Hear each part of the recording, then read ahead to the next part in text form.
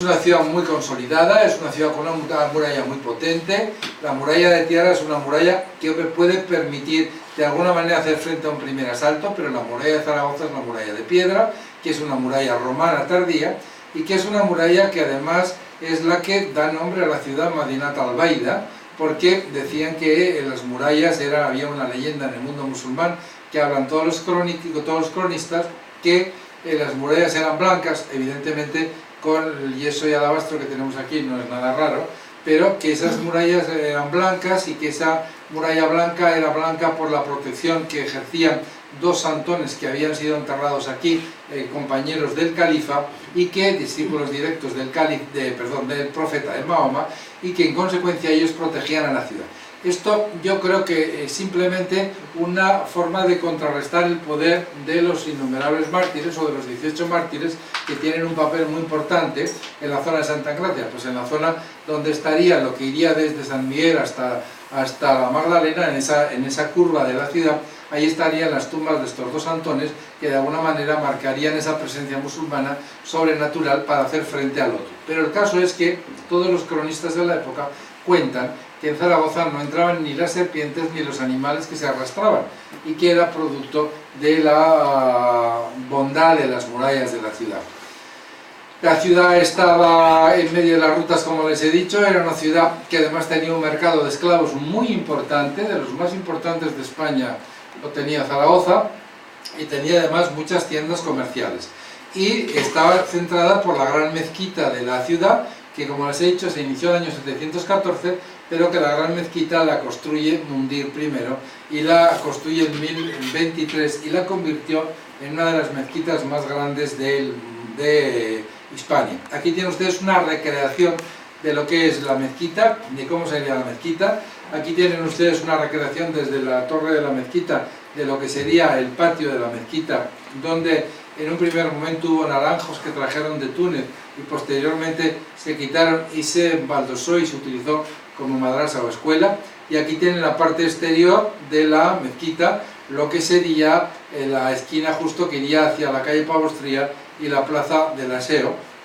por la propia orientación de la torre lo pueden seguir. Es una recreación que hizo Roberto Fernández Barba y que además está bastante bien hecha, la tienen ustedes en las redes y pueden acceder y entrar en lo que es la mezquita en este momento. Junto a la mezquita había un gran mausoleo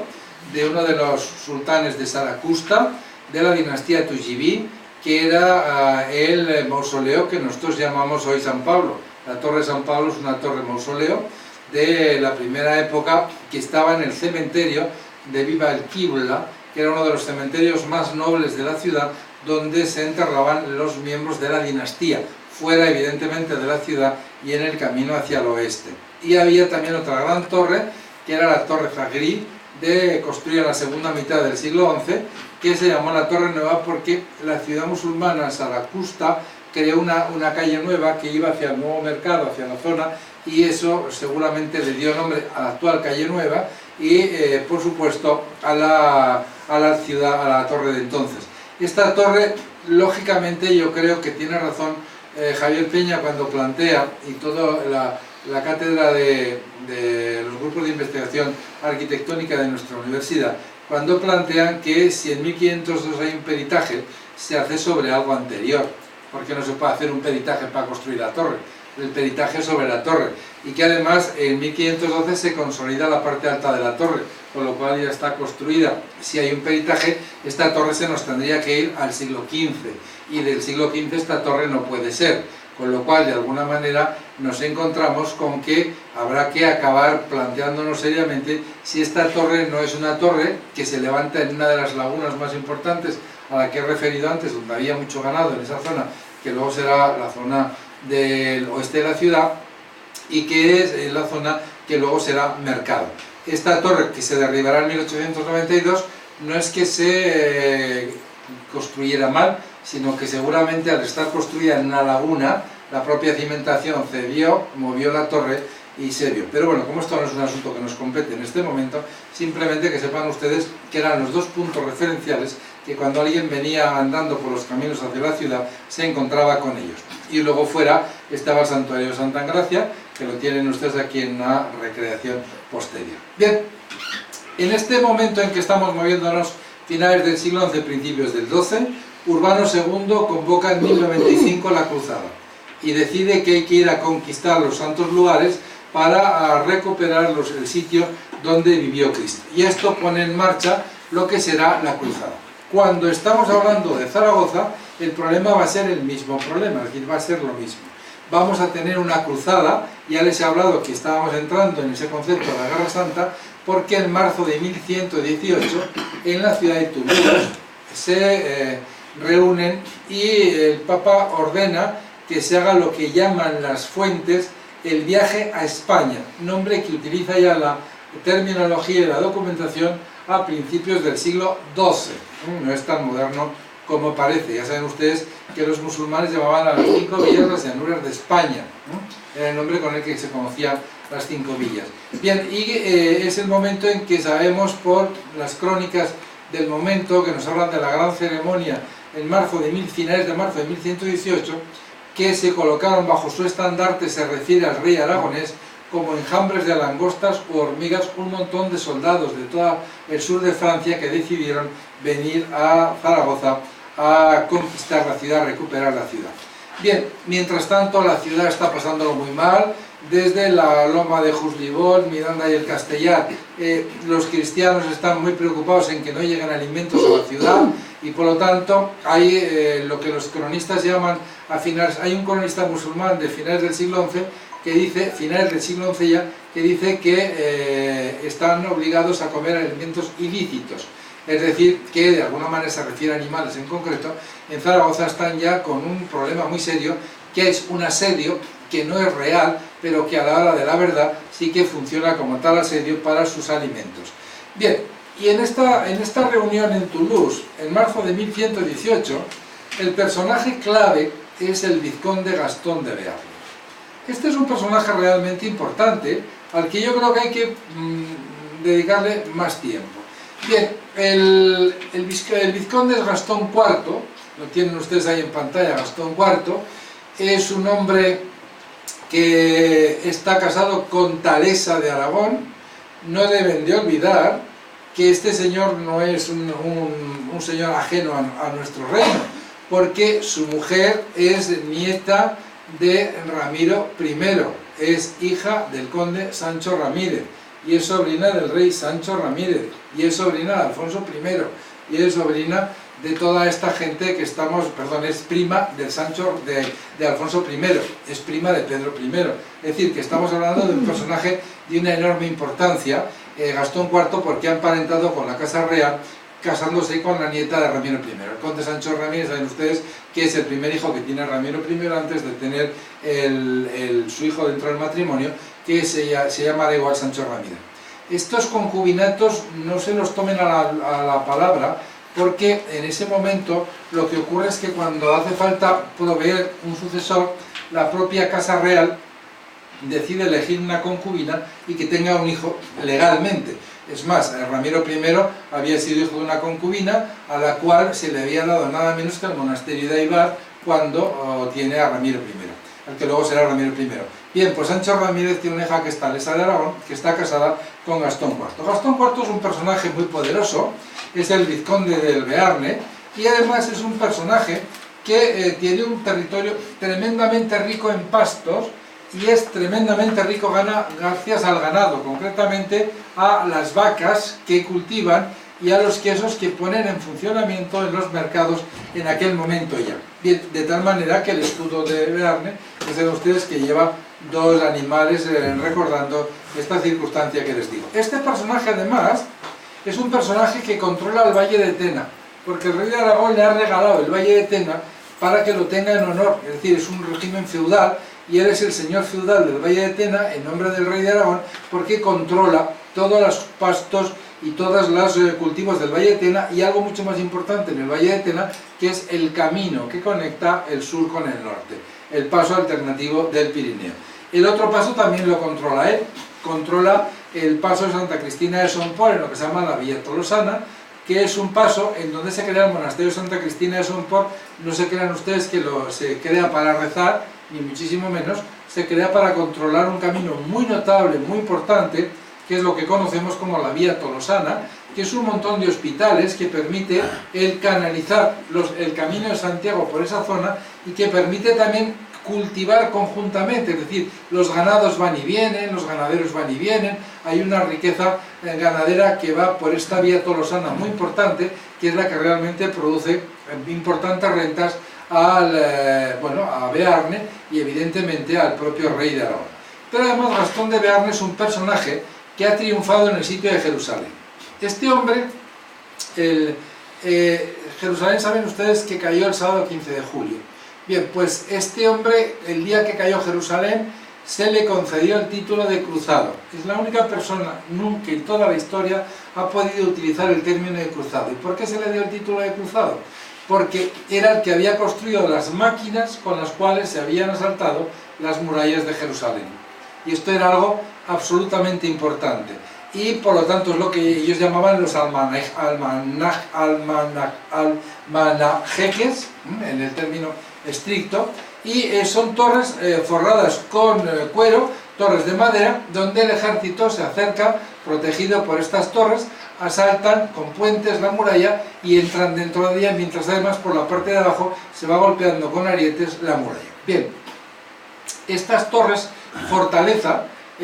son torres que rinden a Jerusalén. Fíjense ustedes la miniatura más importante que tenemos de la conquista, ahí tienen la torre, la recreación de la torre. La torre es fundamental para el asalto de una ciudad como Jerusalén. Y este es el hombre que se ha dedicado en Jerusalén solo a construir torres. Con sus carpinteros, ha tenido que traer la madera desde lejos, pero él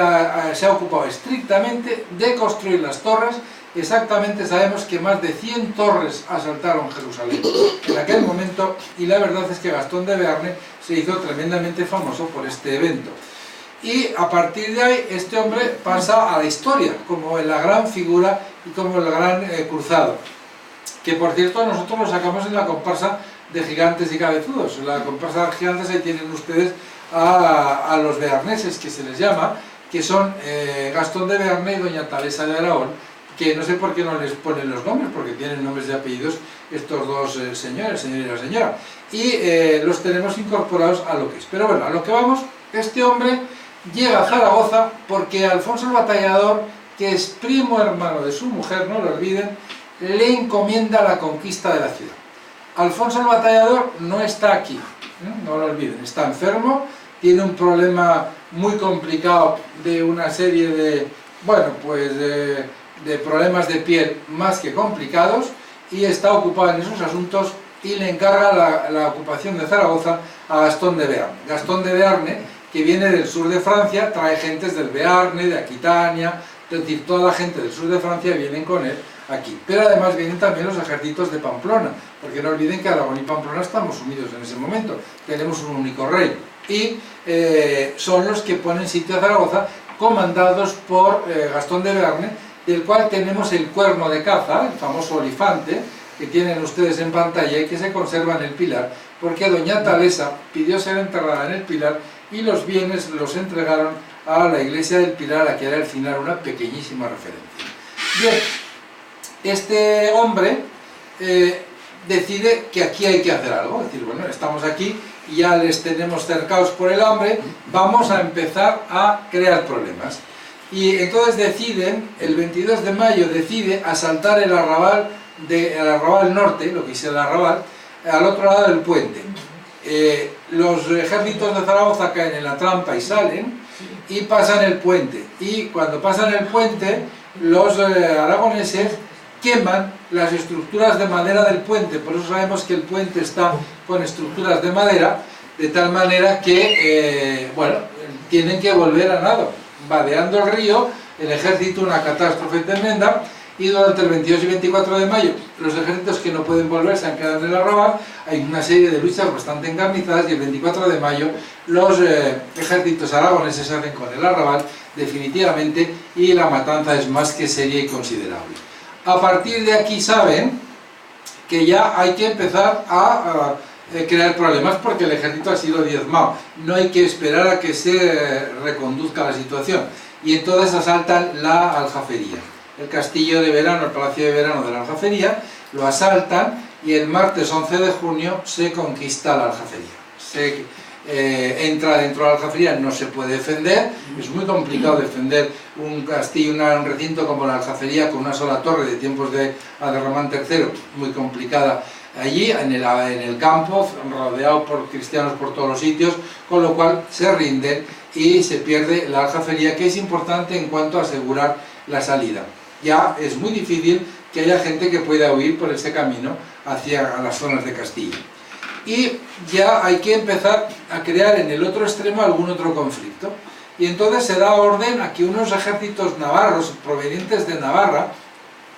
pamploneses para ser más exactos, porque Navarra será una formulación del siglo XIII,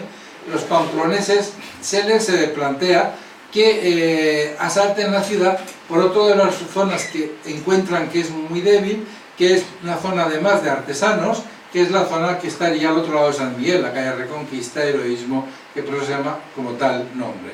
La Reconquista viene en este momento. Y en junio de 1118, seguramente a los pocos días de conquistar la Aljafería, se asalta esa zona, no se puede hacer frente a la batalla, se pierde, los pamploneses entran dentro del círculo, ya están a las puertas de lo que es la muralla de piedra, y el tema empieza a ser muy peligroso para el mantenimiento de la ciudad. Y empiezan las negociaciones. Los pamploneses construyen una iglesia que con el tiempo será San Miguel de los Navarros, una pequeña ermita, y que, ¿por qué San Miguel? Porque San Miguel es el santo protector de la dinastía pamplonesa de toda la vida, con un santuario fundamental que es San Miguel de Aralar, donde estaban, como saben ustedes, el gran santuario y la gran reliquia, a la que, por cierto, había ido Alfonso el Batallador a curarse unos problemas de piel que tenía bastante considerables. Bien, entonces San Miguel se crea una ermita ahí para recuerdo de esto, pero el problema es que ya han entrado los pamploneses, han asaltado este territorio y lo que es la zona sureste de la ciudad está en manos del ejército de Pamplona. Bien, la zona norte de la ciudad está en manos del ejército aragonés, la zona oeste también la controla el aragonés y empiezan las negociaciones. Zaragoza está a punto de rendirse en el verano de 1118. Pero entonces ocurre un acontecimiento singular, que es la llegada de un gobernador almorávide de Granada, al que se le ha llamado para que venga a la ciudad, y llega a Zaragoza, logra entrar dentro, rompiendo el cerco, además de una manera muy novelesca, y entra dentro de la ciudad, y una vez que entra dentro de la ciudad, a la ciudad de piedra, me refiero a lo que es la Madinat Albaida, bien, pues decide hacerse con el poder. Los zaragozanos consideran que es el momento que ha llegado alguien que los puede salvar, y entonces Imad Dalí es el que se hace cargo de esta ciudad y se vuelve otra vez a plantear un reajuste del ejército y a luchar contra los invasores pamploneses y aragoneses y franceses, evidentemente. Los franceses, como ven ustedes, han